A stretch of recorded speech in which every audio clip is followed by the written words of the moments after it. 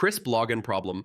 Yeah, that can be really frustrating, especially when you can't access your account before a call. But don't worry, in this video, I'll show you how to fix it step by step.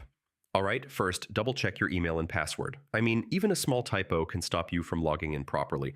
Next, if you're not sure about your password, just reset it. Yeah, it's the fastest way to fix login issues. Now, make sure your internet connection is stable. I mean, without a proper connection, login requests can fail. Okay, if you're using a VPN or proxy, try turning it off.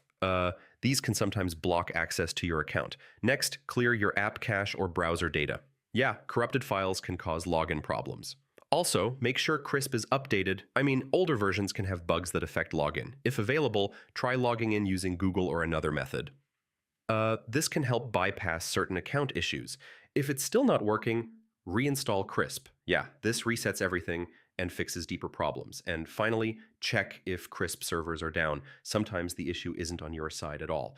So yeah, that's how you fix Krisp login problems. One of these steps should get you back into your account quickly. If this helped, drop a like and I'll see you in the next one. Krisp not working with Discord?